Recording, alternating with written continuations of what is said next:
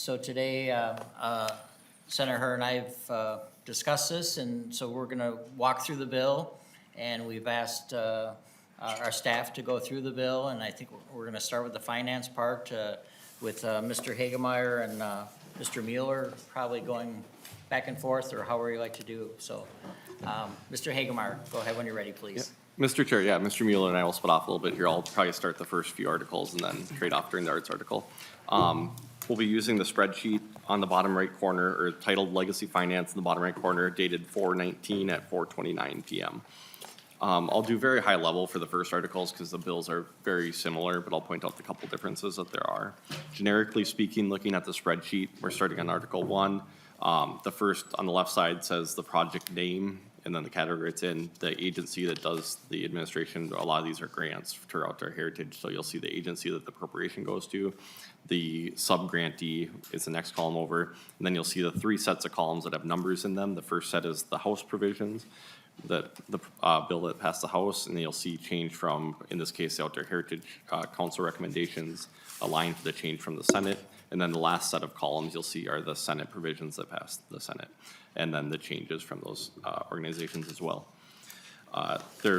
Both bodies carried the Outdoor Heritage Council recommendations for the appropriation levels. If you go to this third page is the first change that we actually see.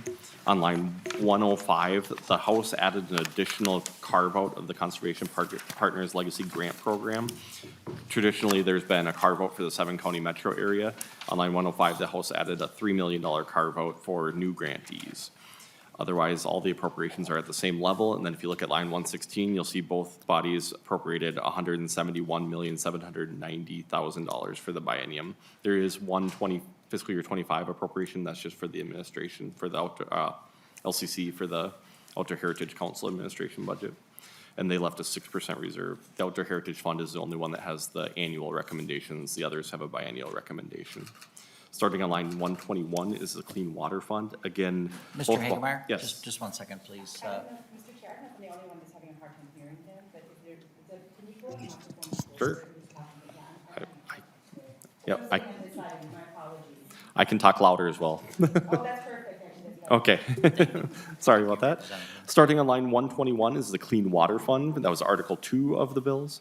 Again, both bodies carried the Clean Water Council recommendations with a revised recommendation that was made after the February forecast. The first and really only change you'll see is on the bottom of page 3 for line 140, the River Watch program. The Senate added a carve out to the continuing river and lake monitoring and assessment efforts to meet the 10-year cycle of $163,000 per year carve out of that. And again, all the other appropriations were at the same level for both bodies. You'll see on line 205 are the total appropriations. Both bodies appropriated $318,396,000 for the biennium, and that left a statutory required 5% reserve for the fund. On line 210, you'll see Article 3 of the bill. It's the Parks and Trails Fund. Again, historically, the three groups that receive grants are the state parks, the metropolitan regional parks, and then the Greater Minnesota Regional Parks and Trails. And they have gone by a 40-40-20 split.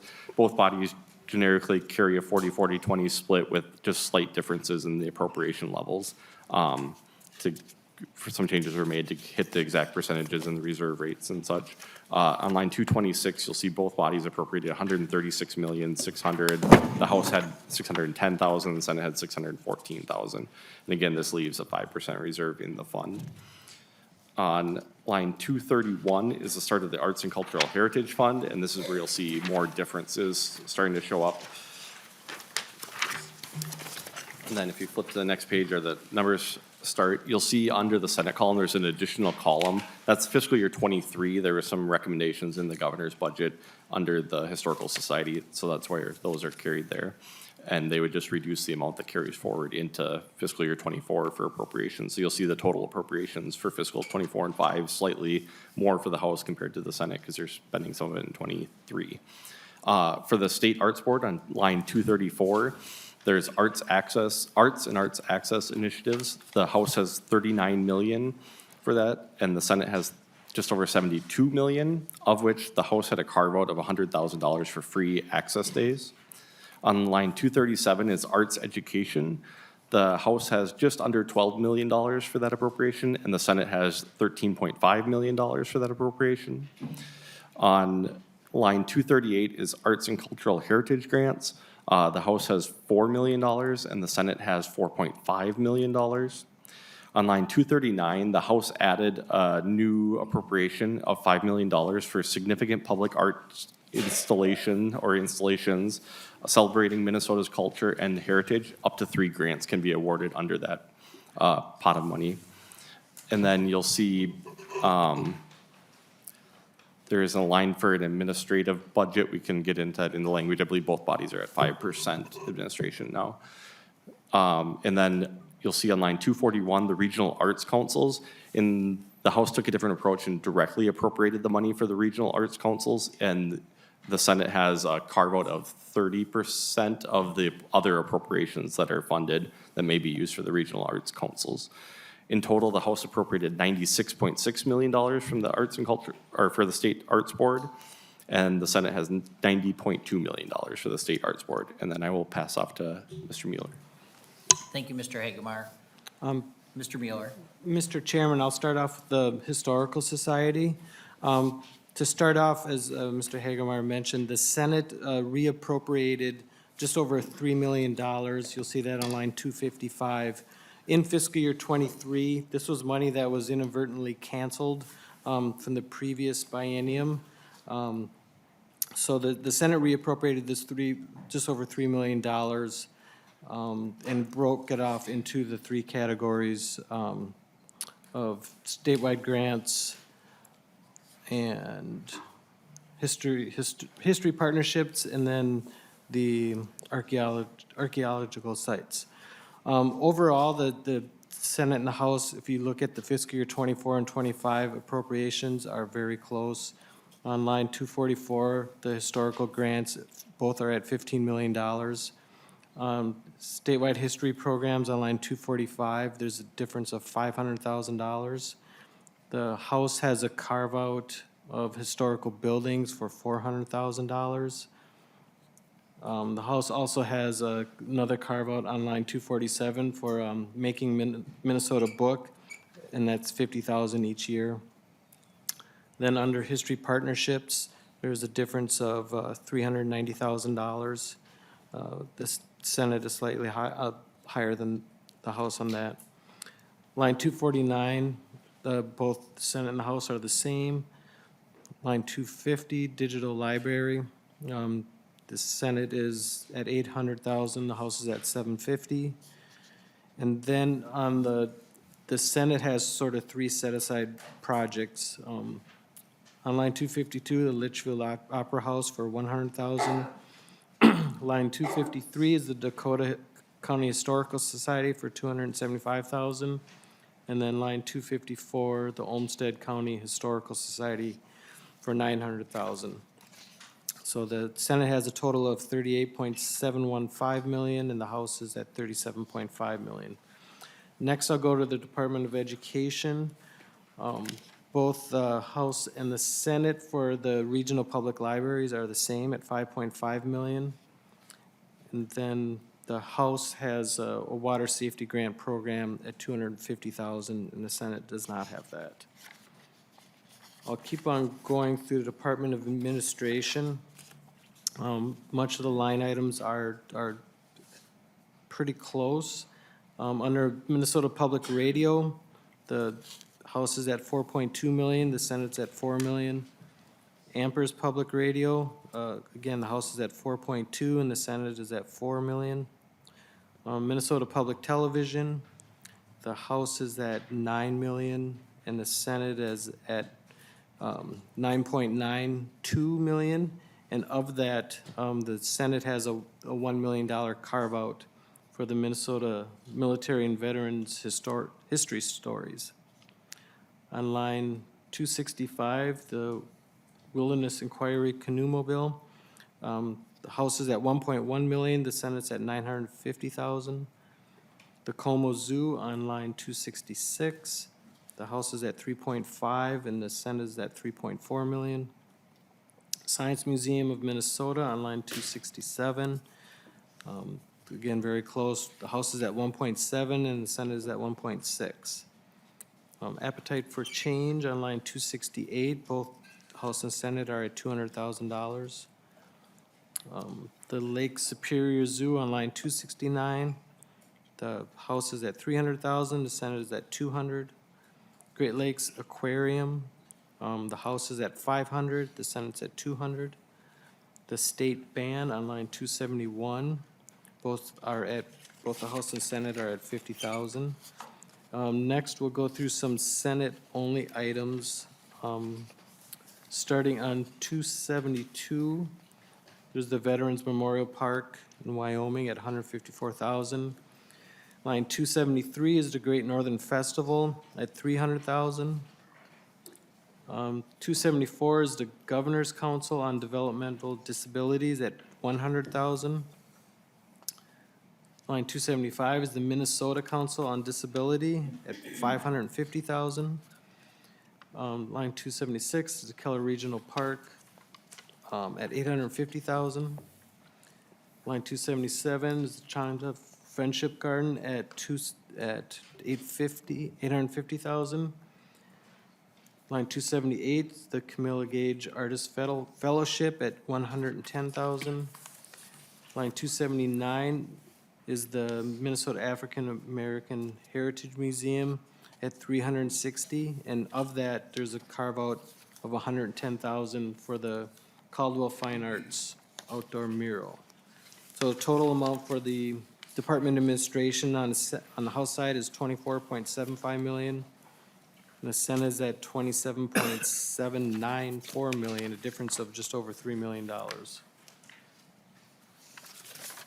Next, I'll go to the Minnesota Zoo, where both the House and the Senate are at $4 million. I'll turn it back over to Mr. Hagemeyer to go through the House part of the Humanities Center. Thank you, Mr. Mueller. Mr. Hagemeyer. Starting on line 285 is the Humanities Center. The line 286 is Humanities Center programs. The House has 4 million, the Senate has 3.07 million. And then you'll see basically the next changes are related to the children's museums. On line 287 and 288, the House created a grant program with two different pots of money, one for grants over, and I see I have a typo in my chart. It says 2 million operating budget, but I believe in the bill it's now 3 million. So there's $650,000 for grants for children's museums over $2 million operating budget, and then there's $2 million for grants for children's museums with operating budgets under $3 million. And then I don't know if Mr. Mueller wants to take back over. Mr. Mueller. Mr. Chairman, on the Senate side, the Senate has a total of, you'll see on line 289, it's 2.65 million total for children's museums, but they are all listed, you'll see starting on line 290, starting with the Minnesota Children's Museum in St. Paul at 1 million. And then there are a bunch of separate children's museums listed, starting on line 290 or 291 all the way down to 301, and each one of those children's museums has 75,000 per year or 150 for the biennium. The next one I'll go to is line 302. Well, this is a House item, but is the outreach on humanities grant opportunities. The House has $75,000 for the outreach for grants. The House also has a capacity building appropriation for 1.5 million. Then I'll talk through a little bit on the Senate side about the community identity and heritage grants, the way they're set up. And then I'll turn it back over to Mr. Hagemeyer, and he can talk about the House setup of that. On line 304, the Senate has just over $9 million for the community ID grants, and this is the open grant program. There's 2.5 million the first year, and then 6.5 million the second year. And the reason why the Senate has lower amount in the first year is because you'll see starting on lines 306 all the way down to 319, the Senate names a number of specific grants in the first year, but does not name them in the second year. And that's why the Senate has a higher amount, 6.5 million, available in the second year for the community, would be the open grant program. And when we go through the language later on, we can talk about how the open grant program works. So I'll turn, Mr. Hagemeyer. Thank you, Mr. Mueller. Mr. Hagemeyer. Mr. Chair, so the House on line 304 has the community identity and heritage grants, a total of 11.6 million in the first year. And then the House did not specify any direct recipients of grants, so it's all a competitive process. So you'll see the blank lines below there. There is a carve out of $25,000 on line 305 for urgent community needs.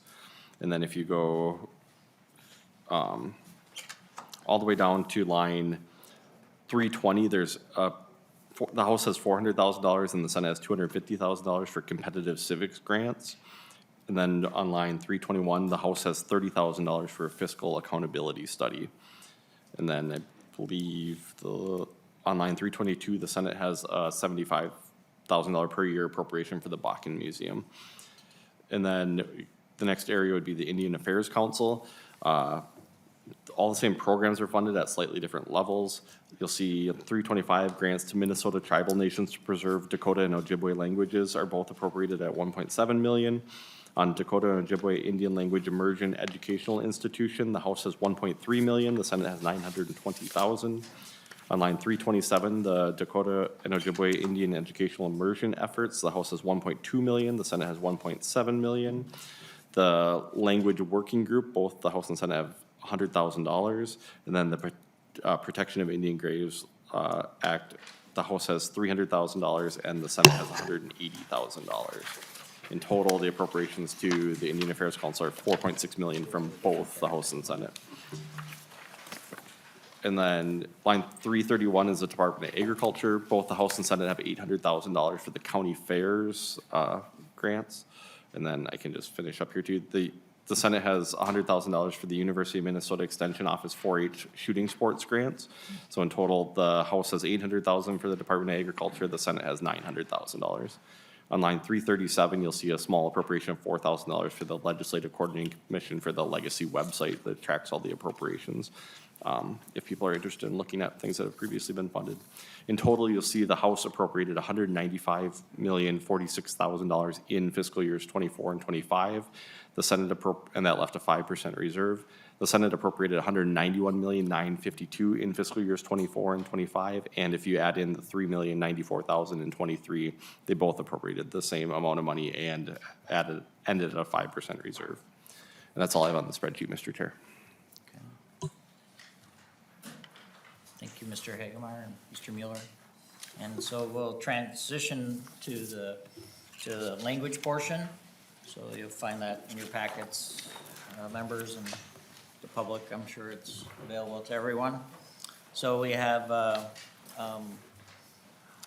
Ms. Taylor, Ms. Davis, and Mr. Stanley. So I don't know how you want to. Okay. Ms. Taylor, go ahead, please, when you're ready. Right. Mr. Chair and members, we're going to walk through the language with the House on the left side and the Senate language on the right side. And what I'm going to do is just point out the non-technical language differences. And the first of one of those is on R19.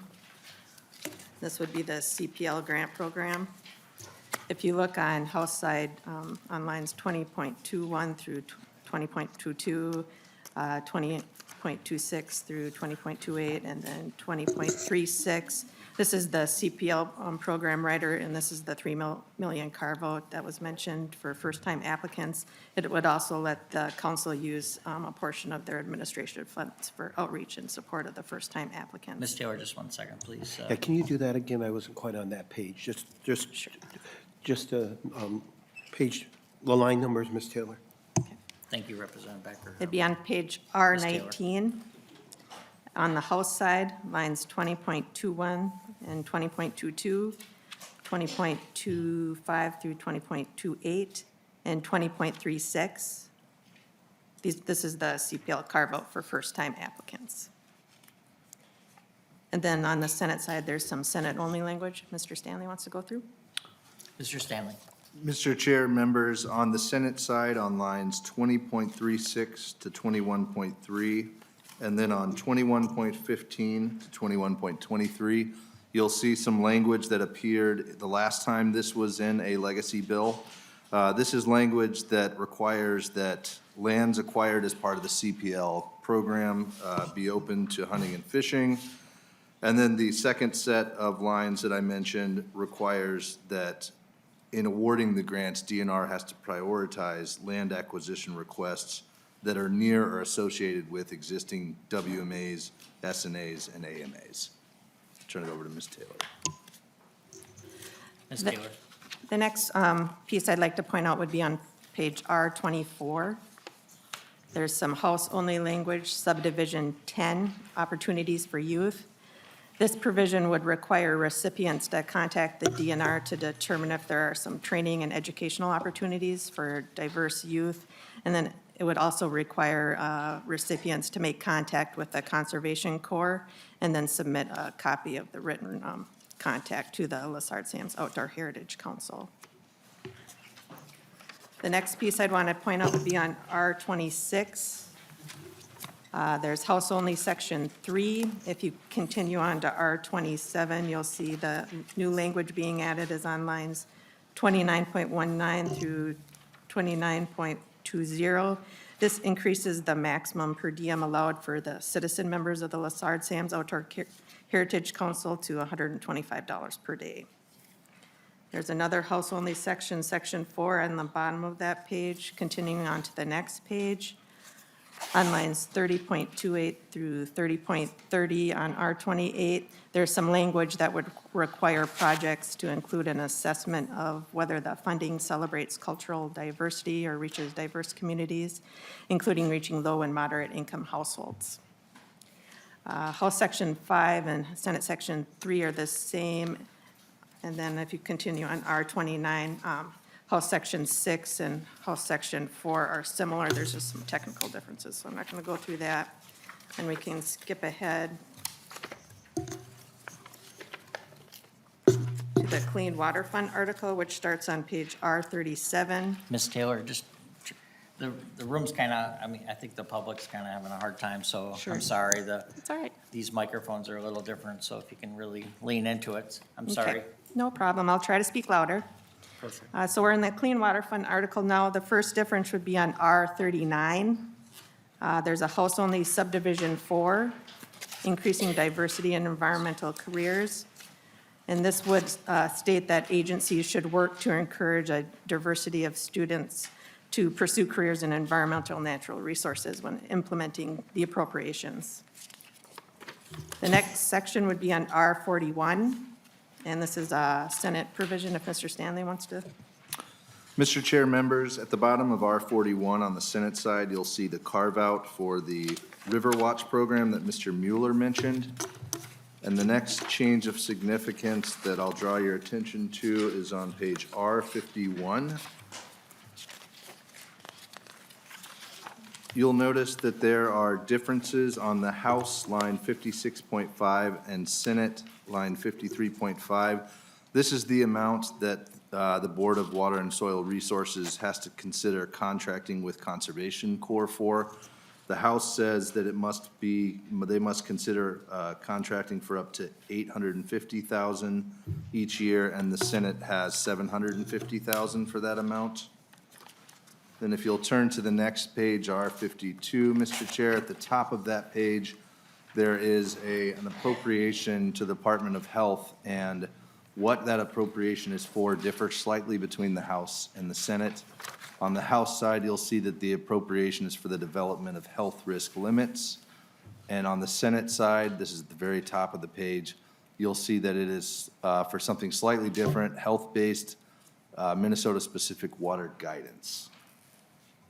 I'll turn it back over to Ms. Taylor. Thank you. Ms. Taylor. Mr. Chair, members, the next one would be on R53. You'll see on lines 5.19 through 58.21 that there's some additional contaminants in this Met Council rider, and this would be regarding threats to drinking water. The next thing I would like to point out would be on R55. There's a house-only section 12. This would establish a goal under the Clean Water Legacy Act that waters achieve their designated uses by 2040. This is similar to language the House carried when there was a more extensive rewrite of the Clean Water Legacy Act. Turning to the page to R56, House Section 13. This would increase the per diem rate for members of the Clean Water Council to $125 a day, similar to the LaSarte's Outdoor Heritage Council provision. House Section 14 would require the Clean Water Council recommendations to be submitted to the legislature rather than the governor as they are now. Moving to R57, House Section 15 would require the Clean Water Council recommendations to be annual, starting in fiscal year 2026, rather than the biennial as they are now. House Section 16 would require projects funded by the Clean Water Fund to include the diversity assessment, similar to the Outdoor Heritage Fund language. And then if we go to R62, this will be the Parks and Trails Fund. This would be the first significant difference there.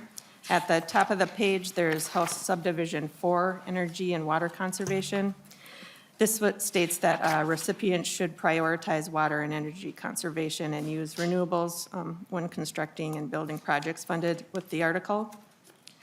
Also on R62, there's a House-only paragraph B. This allows the DNR to spend money on their ICANN program, including programs designated for certain diverse groups to experience the outdoors with similar peers. And then the next item would be on R64. Towards the middle of the page, starting on line 69.8, this states that the DNR should work to provide opportunities that encourage a diversity of students to pursue careers in environmental and natural resources when they're implementing the appropriations. The next item would be on R65, House Section 6. This would require the diversity assessment for Parks and Trails projects, similar to the other two funds. Moving to R66, House Section 7. This would require the Met Council implementing agencies in the county and cities that are charging entrance fees to their parks to provide at least 4 days free of charge in order to be eligible for Parks and Trails funds. House Section 8 on the next page, this would allow tribal governments to be eligible for the Greater Minnesota Regional Parks and Trails grants. House Section 9 would increase the per diem rate for Greater Minnesota Regional Parks and Trails Commission members, similar to the other two. And then House Section 10 is similar to Senate Sections 6 and 7. There's just technical differences, although it looks quite a bit different. And then there's a Senate-only Section 8, if Mr. Stanley would like to take over. Mr. Stanley. Mr. Chair, at the bottom of R67 on the Senate side, you'll see Senate Section 8. This extends previous Greater Minnesota Regional Parks and Trails appropriation. And then, Mr. Chair, House Section 11 on the bottom of the page would require DNR in cooperation with the Greater Minnesota Regional Parks and Trails Commission to submit a report with some recommendations for expanding access to the tribal governments that were added earlier in the section, and then expand opportunities for cooperating with nonprofits. And then turning the page, there's a Senate-only section. Mr. Chair, on the Senate side of page R68, towards the top is Section 9, which simply prohibits the use of Parks and Trails fund money from being used to acquire land via eminent domain. Ms. Taylor. Mr. Chair, that concludes the Parks and Trails Fund. I'm going to turn it over to Ms. Davis to walk through the Arts and Cultural Heritage Fund. Thank you.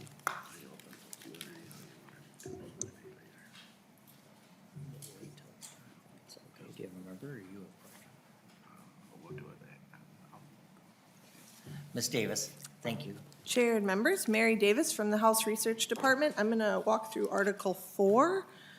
We're going to be starting on R69. These first two House-only provisions apply to all of the funding in Article 4. And I'm going to skip anything that's purely technical, but the first one is a water and energy conservation prioritization for buildings that are funded by this article.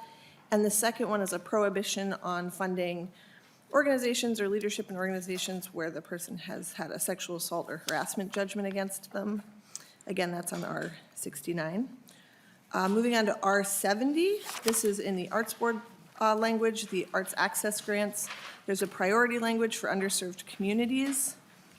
R70 going on to 71, there's a house-only language that encourages free access days for public arts events and free admission days. Continuing on R71, in the arts education grants, there's a priority for opportunities for K through 12 students and underserved communities. And on R71, again, house-only language that provides for the public arts installations. On R72, both the House and Senate provide funding to the regional arts councils. There's a difference in the House language this year and an increase for regional arts councils. On R74, in the Historical Society funding, the House has a provision that is two carve-outs for historical buildings grants, and then also to continue funding for the Minnesota Legacy Book. And I'll turn it over to Mr. Stanley to talk about a Senate-only provision. Thank you, Ms. Davis. Mr. Mr. Chair. Stanley. Thank you, Mr. Chair. I'll be brief on, at this point. At the bottom of R75 and the top of R76 on the Senate side, you'll see three carve-outs that Mr. Mueller mentioned when he went over the spreadsheet. Mr. Mueller, or you already mentioned him. Sorry, I got Hi. it. Ms. Davis. Chair and members, Mary Davis. On R76, there's a small change in the libraries rider, granting priority for diverse authors and Minnesota-based authors. And then we're going to jump to R82. R82 is the Humanities Center funding. So I'm going to walk through a couple of provisions that are in both the House and the Senate, but just different. There's a difference in the general appropriation rider for the Humanities Center between the House and the Senate. There's a Senate-only provision that prohibits out-of-state travel with the funding. And there's also a difference in the administrative percentages. It's a small difference between the two. For the Humanities Center Children's Museum grants on R83, there's a slight difference in how the funding's awarded, competitive versus direct. Both the House and the Senate fund each of those. In the Community Identity and Heritage Grants programs, similarly on R84 and 85, both the House and the Senate fund this program. There's a difference between competitive and direct grants. The House is also funding capacity building grants and a specific outreach cost. And I'm going to turn it over to Mr. Stanley to discuss some of the other differences. Thank you, Ms. Davis. Mr. Stanley. Mr. Chair, I just want to draw your attention to some Senate language on R85.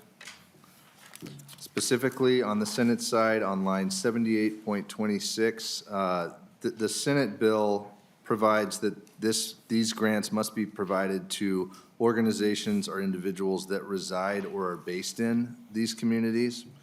And then there's also some new language on line 79.4 through 79.9 that requires the Humanities Center to consider the extent to which applicants represent groups that have been underrepresented in past awards of money from the Arts and Cultural Heritage Fund when they make these grant decisions.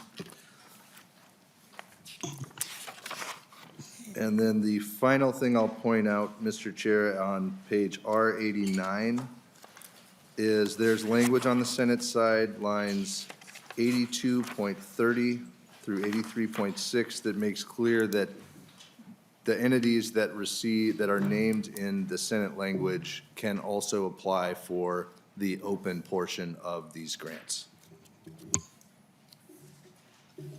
Ms. Davis. Thank you, Chair and members. Mary Davis. Both the House and the Senate on R89 fund the Civics Grant Program. Again, the difference here is just a competitive or direct appropriation. On R90, there is a House-only provision, and it is a fiscal accountability study for the Humanities Center to do. And now we're going to R92.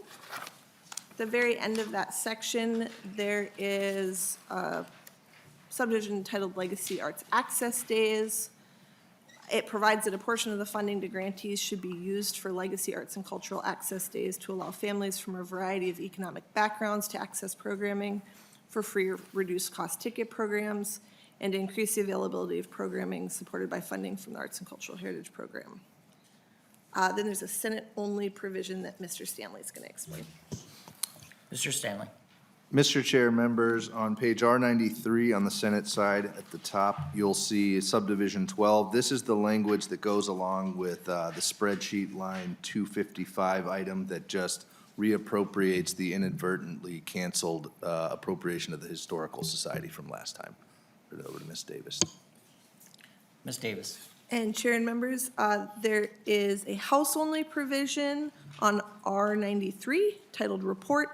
It adds a provision to the Arts and Cultural Heritage Fund statute, and it requires fiscal agents receiving funding submit a report to the legislature by February 15th of odd-numbered years to the committees with jurisdiction over legacy funds.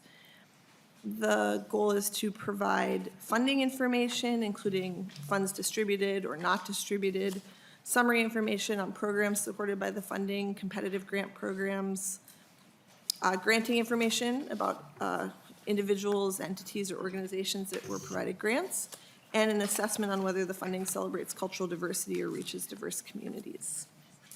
And Mr. Stanley's going to explain Article 5. Thank you, Ms. Davis. Mr. Stanley. Mr. Chair, members, I'll be brief on Article 5. This is language that you've probably seen in other bills as well that is just designed to ensure the grantees who receive state funds have the ability to perform their duties under the fund. This language has been sort of evolving as it has gone along, and I'm not entirely sure it's worth going over all the differences, but generally speaking, the House language applies to nonprofits only, whereas the Senate language applies to any type of business organization. And I think I'll just leave it at that unless there are questions. Okay. Thank you, Mr. Stanley and Ms. Davis and the rest of the staff there. That's great. So I'm going to pass it to my co-chair here, Chairman Hurd. I know you had a question. So. Sure. I know all this is probably very, very fast to many of you who are new to this committee. Right. It's fast for me as well. You know, we are not as good as our analysts or our counsel. So if you have trouble understanding any point of them, you know, maybe you could certainly note and ask. I note, and I'm gonna go back and note in the one that I may want to have it repeated, and mainly because the language are in legislative form, so sometimes it's harder for laymen to comprehend. So I'm digging it. I'm backtracking right now, but it's a little hard. But so maybe I want to see if any member have a question while I'm looking through the two sections that I want to ask questions on. We had two additional members come, and just want to recognize Senator Morrison, welcome, and my vice chair, Representative Hussein, so welcome. So is there any member questions that you might have? And certainly, like Senator Herr said, they're available for any questions and that any of us have. And it is quick for me too as well. I've been here for a bit, and it's fascinating to me how, you know, different bodies come up with different approaches, and it's not necessarily bad or good. It's just you know, and so the language is to see them on paper, because obviously we have to have the same language to get to the governor and have them signed into law. So, Representative Hurd. Mr. Chair, thank you for the opportunity to discuss this, and I really appreciate. I've been at a couple of conferences, and this is laid out really well, so just thank you, staff, for that. I just maybe wanted to ask staff, because I know we did this in Legacy, you did a really great job in Legacy, letting us know as a committee what statutorily we have to fund and what percentages of the Legacy Fund statutorily goes to each group. And I don't know if maybe the Senate went through this as well, but I think that it would be really good for staff to maybe even in this particular spreadsheet to show us, to maybe record on here so we know. I remember like a third goes to one portion, a third goes to another, and so that we understand when something is where we get to make a decision versus something that is already in statute that we have to comply with. I know that might be, I don't know if the Senate did this, but it was very helpful for me.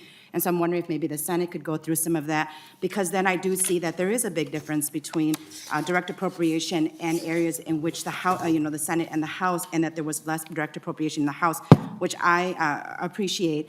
But it also helps guide us in saying, why do we direct appropriate in some areas when we have that leeway to do that, and why don't we in others?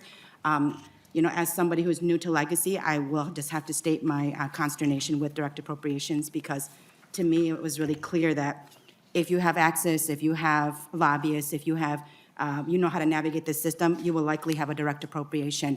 And what the House did was that we created pools of fund that would be capacity building. And I think it's important to note that in one of the lines here, we have emerging needs, and this came out of the fact that when there was the stabbing at Harding, we always call our communities to help us with healing. We call our arts community to help us with trauma and how to address trauma in community, but we don't fund them to do that. And we know that one of the best ways to heal is through art, because art includes culture. And to be able to create pools of funds like that is actually really helpful and addresses community needs. And I would like to see those types of structural changes versus whoever has the most access, whoever has the most ability to navigate, then gets in a direct appropriation. And so I think that would sort of help us, sort of guide us in this conversation as we move through this conference. But if you think that that's a different conversation for another day, Chair, I will respect where you'd like to see this go. Thank you, Representative Her.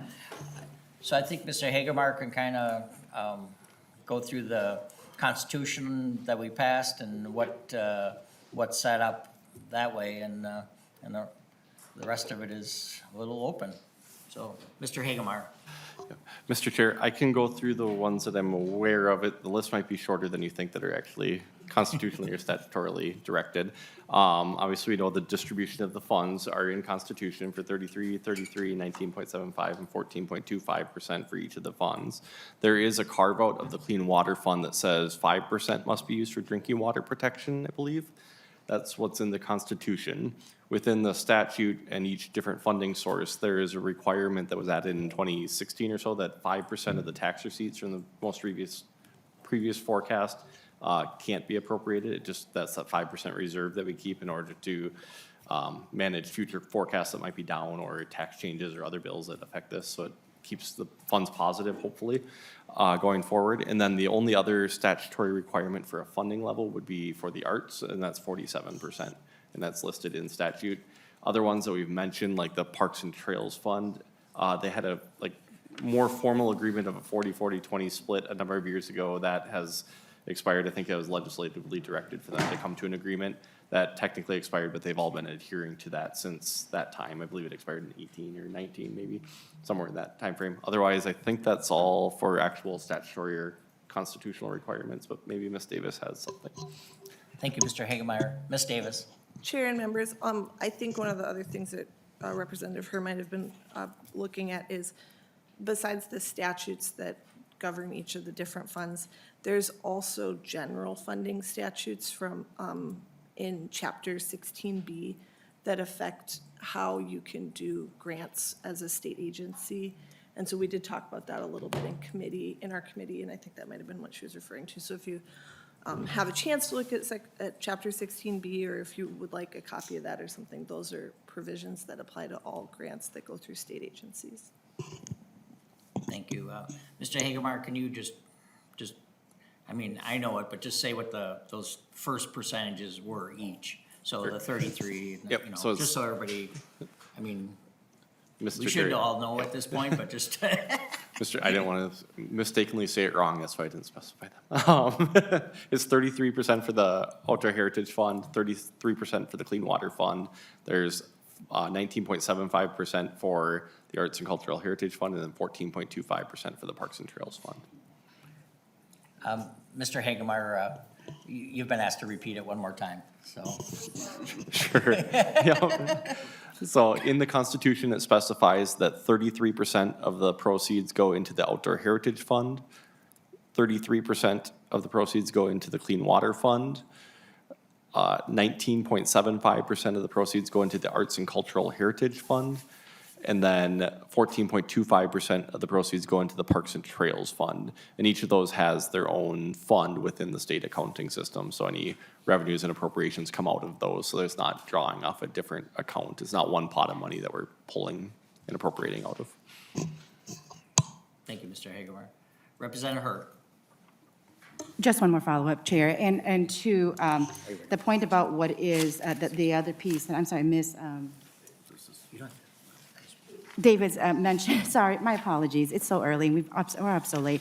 On the piece, on that compliance piece of it, because as somebody who comes from a finance background, I would like to maybe at the next conference that we get to, that all of the organizations that have a direct appropriation, I would like to see 990s for those. I would like to see if we did the due diligence to understand, do they have the capacity to execute on the grant?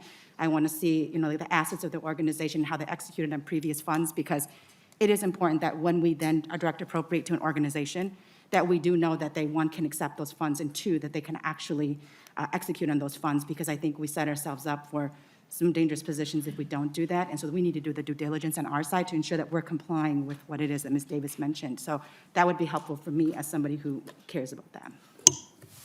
Thank you, Representative Hur. Can I respond to Representative Hur? Certainly, co-chair. Yes, I agree. I agree with Representative Hur, but at the same time, I also trust in our grantor, who likely will be the Humanities Center or Department Administrator, who have history of collecting the is it 990, and many forms. So, the form, we don't have the capacity here to collect the form, but our agency will have the capacity to do that. So just little information. Mr. Chair, Repres- I'm referring to Representative. the direct appropriations that we do. And I trust our agencies do a good job, but we, as people who are actually the ones appropriating money, we should know. And we shouldn't say, now, I've already directly appropriate funds to an organization or institution, not knowing that that organization should or can take that. So I would like to see that for us, because that's good due diligence on our part. And I trust that in the grants pieces of it, our agencies do an amazing job. And they actually do an overly amazing job, because they are trying to ensure that those funds are used as directed. And so I'm just referring to the ones where we are directly naming and appropriating ourselves on these forms. So I have a question from Representative Mohammed. Senator, I'm sorry, Senator, I didn't want That's to okay. promote or demote you or whatever we are. I got to bet our team was giving me a hard time because you have like golden plaques and we have, so, but not, I made them myself. so my team was giving me a hard time that we have these. So I have a question, but few thoughts on this issue, because this isn't the first time I actually heard it. We heard a lot about it in the Jobs and Economic Development Committee, and Senator Hawj and I are not new to this. I think direct appropriations are important to particularly communities of color. I think it's clear that, especially in the Legacy Committee, we've been left behind. And my question is, how many of these organizations that have lobbyists have actually gotten have gotten direct appropriations previously, number one, because I think that has been somewhat of an argument. The other thing I want to mention is we did 9/9s in our committee, and I think, first and foremost, I trust our agencies to execute this the right way and get it done, and I trust our communities to be able to do the right thing when it comes to this issue, and so I will not undermine that.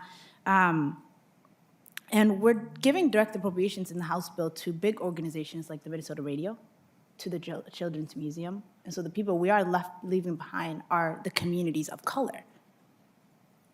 And so that's why direct appropriations were started in 2016 and why it's important. I know Senator Hur has been fighting for that for a long time, along with Senator Champion. And so I just want to amplify that to make sure that that is centering us on when we take away direct appropriations, the money that we're taking away is going to be coming out of the communities of color. Thank you, Senator Mohammed. To that first question, I'm not sure that we know the answer, or staff would know.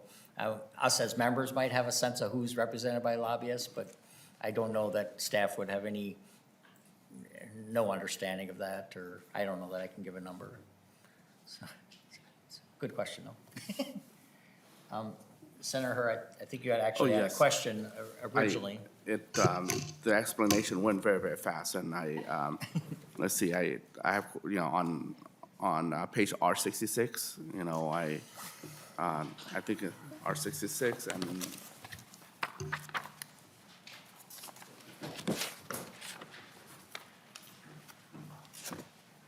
think that's the Clean Water Council, right? That's a free park day.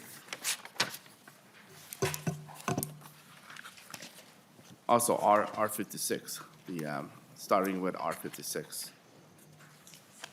Starting with R56 to R66, it's about 10 page, roughly.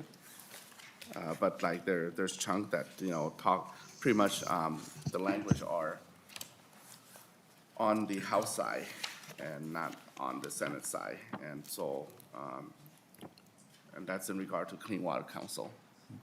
Maybe maybe you can slow down and explain that Yep. and tell us the difference between the House side and the Senate side, since we don't have language on our side.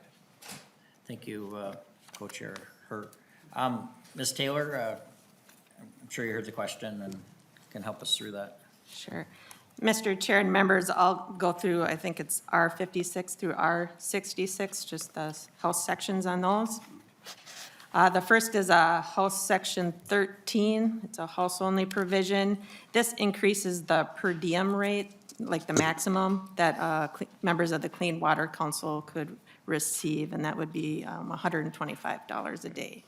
This is similar to other sections also in the bill. Section 14, this would require the Clean Water Council recommendations that they've been submitting to be submitted to the legislature rather than the governor. And then going to R57, Section 15, this requires the Clean Water Council recommendations that they've been submitting to be submitted annually, starting in fiscal year 2026. So it would not affect the appropriations in the bill currently, but would be going forward. Section 16 would require projects funded by the Clean Water Fund to include a diversity assessment. There is similar language in the Outdoor Heritage Council. The assessment would be whether the funding celebrates cultural diversity or reaches diverse communities, including reaching low and moderate income households. And then Senate, or House Section 17 and Senate Section 12. These are similar. They look like they're very different, but it's just the House did not pull in the old language. And just, it's just an extension. But they basically do the same thing. It's just technical differences. And then everything is the same until R62 at the top of the page. The House has a subdivision 4, and this says that recipients of the Parks and Trails money should prioritize water and energy conservation and the use of renewables when constructing and building projects that are funded with the Parks and Trails Fund that are appropriated in this article. And then on R62, there's House language, paragraph B, starting on line 66.29. This would allow the DNR to spend money on their I CAN program, including programs designed to provide underserved and LGBTQ youth opportunities to experience the outdoors with similar peers.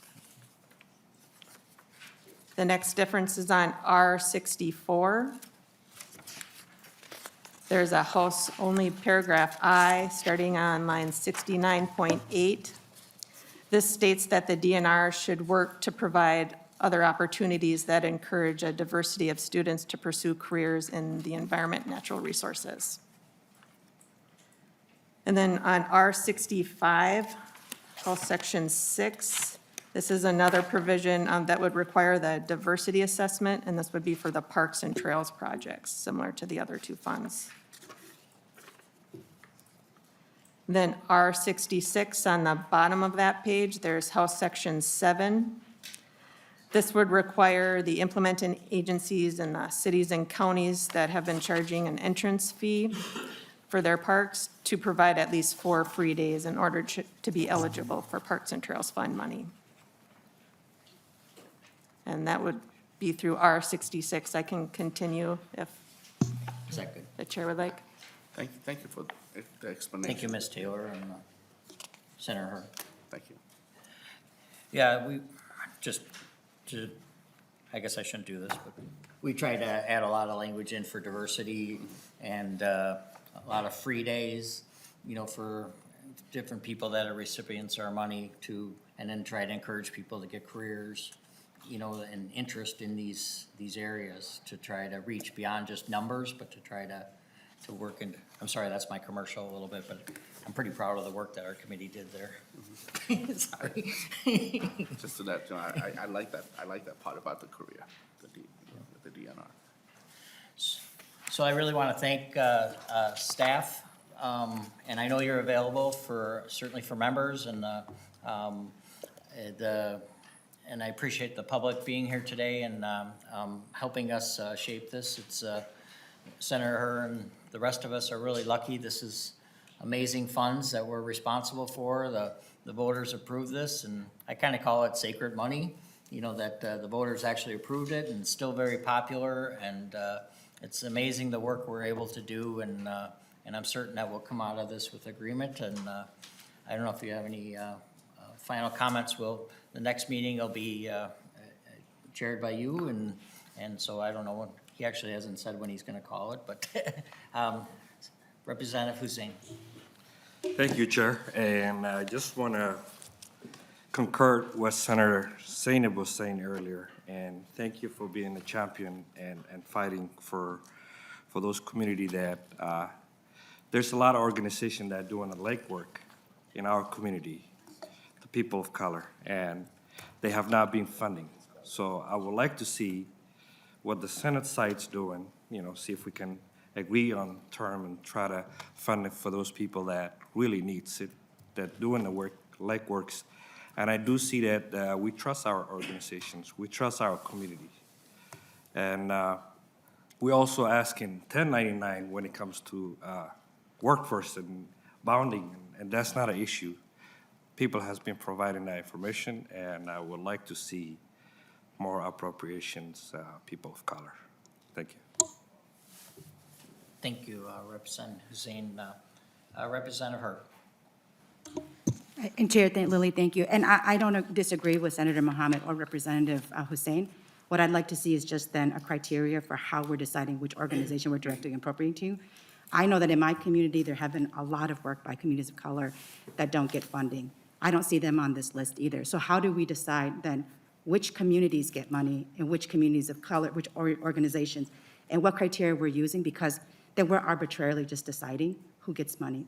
And I don't want to be the one to pick winners and losers. That if we're going to say, okay, then we should direct appropriate this much to this particular community, this much to this other community, this much to LGBTQ community, then that allows me to be able to defend the work that we're doing. But if we're just not arbitrarily picking because I'm closest to an organization, I don't want to be somebody who picks those kinds of winners and losers, because I know that there are a ton of organizations, communities of color doing great work, and I understand the way the structures have worked have excluded them. But then do we continue to uphold that structure when then we decide, my organization who, you know, I know, because I do know that I looked at one of the organizations that we direct appropriated to. They were given funds, didn't use all the funds, and now they're asking for more money.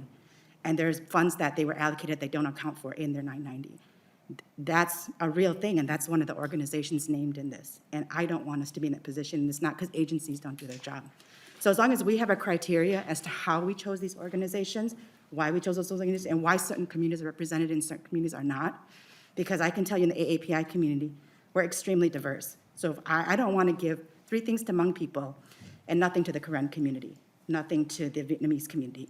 Nothing, and like when we start going down that list of whose community gets represented, we come into that really tough space.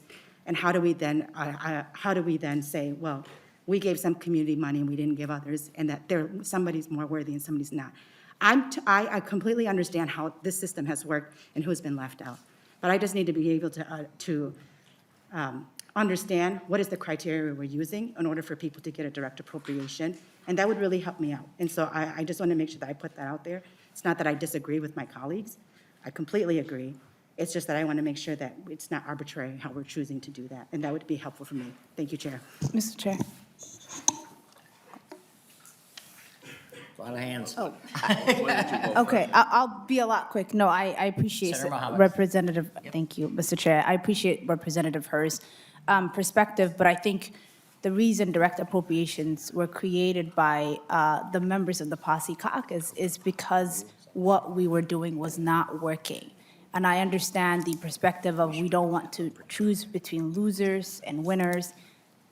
But in my district, there is an organization that is funded through the Jobs and Economic Committee, and it's called All Square, and everybody knows the work that they do. They don't have a lobbyist. They're getting direct appropriation for the first time this session, and I don't have a relationship with them. They knew who their representative was. They felt comfortable coming to me because I represent them and their values, and we're doing the right thing. And so I think when we talk about the idea of losers and winners, we were already losing with what was in place. We were. And so, you know, I think, you know, in the language in the Senate, we have guardrails on it, 9/9s. I'm open to. But whether it's, you know, the Black community, the immigrant communities, you know, poor, I think that what is most important is that we're reflected in these bills. And if you look at previous bills, we just give it to agencies, and agencies do not know our communities. We do because we represent them. And so I want us to keep that in mind. Thank you, Senator Mohammed. Senator Paul. Thank you, Chair Lillie. I also want to just agree with Senator Mohammed. This is something that we talked about quite a bit in the Senate, is making sure that we are viewing, as we create policies, through an equity lens. And we have seen that historically, our communities of color have been underinvested, underfunded, and not seen. In our competitive grant process with our agencies is not equitable and does not reach our communities. And so that's something that's really important with the direct appropriations. I understand Representative Hur's comments and concerns, but I also want to caution and say, are we using that same lens throughout all of our different committees when it comes to direct appropriations? Because I know it's not. And so if we're saying that when we do direct appropriations, we want certain amount to go to certain communities and making sure that it's fairly divided percentage-wise, I can tell you if we do that for this committee, then I would be concerned that are we doing that for all of our committees, which I know it's not happening. So before we start walking down that path for this committee, I would say, I want to walk us back and say, then we're going to have to start thinking about our other committees. But I do want to just say that a lot of the people that have come to us on the Senate side for direct appropriations, they don't have lobbyists. They're not experienced people. They come because they say, we've never seen so much people of color in the Senate and in the Capitol. And finally, it's like seeing someone that looks like you, that understands the difficulties in your community and say, can you finally help us? And that kind of beacon of hope. And that's why I think now more than ever, we have had more people come to us from communities of color advocating for their community and for the work that they do. So I just wanted to speak a little bit to that. Thank you. Senator Morrison. Thank you, Mr. Chair, and I just want to thank my fellow conferees. I hope the public is reassured that we're going to have a vigorous conversation and make really well-informed decisions about this legacy bill. So I just wanted to comment, and I feel confident that we're going to end up creating a really good bill. Thank you. So, Senator Hurd, and I'll. Yeah, wrap up. Chair Lillie, maybe, I know that we just state our differences here on the two bill, but can someone give a scope? And I'm sure I can find it out from, from my counsel, but just a little short, brief summary of the major differences between two bill. If somebody can give like 1 minute summary, maybe by the council, or will we have that ability? Or would you be able to, so that we can, like you and I know, but maybe members who are new to this committee and maybe they're not gonna have time to look at this whole bill complete, so we have a, like, couple major differences that are in this to the House bill. So if someone can give us a run through, and then we can adjourn after that, I suppose. Thank you, Senator. Maybe I'll just kind of try it. I think, I don't think it's fair to staff maybe to dump or to put that on them. So in the Lessard-Sam space, we're very, very similar. We made some changes on the grant, the small grants program. They have this amazing grant program, so we made a few changes there. In the clean water space, it's very similar to the council recommendations. And I'm sorry if I don't cover everything, my apologies, but we switched the funding in the future to have a report come to us every year, much like the Lessard-Sams does, instead of doing it biennially. And that honestly is controversial. And, the agencies, I don't think, have a great appetite for that, but, we just want legislators to be more involved in the process. What else is there in the water space? The goal, we set a goal. I don't think that's controversial. We might have to change it to a different number, because I think 2040 is unachievable, but it sounds like it'll be 2050 that we propose. Anything else in the water space? Okay. The parks and trails were very similar. And of course, as we're hearing now, I think in the arts and cultural space, we did tweak the arts board. Our goal was to try to get more money to some of the smaller groups and to communities. And then of course, the arts and cultural space is the big one, which we're all very much paying attention to, clearly by the discussion this morning. And, there's great love. I hate to, I'm gonna throw in a little pitch for, the proposal we had with, Mr. Lindsay. I think 120 grants went out to small groups. So it wasn't like grants weren't going out. There was good work. Yes, and every year we've tried to improve it, and that's what this is too. So I'm hoping that we can come to an improvement in the bill, and every year has gotten better. So I'm sorry, that's my pitch, or what's in the bill, and a little commercial there too. So anything else? With that, I just want to thank everybody for coming, and I really appreciate your being on this and really caring about this space. It really is important. There's huge things like public safety and HHS bills and education, but this is really important for Minnesota, for our quality of life that goes to parks and trails and arts and clean water and hunting.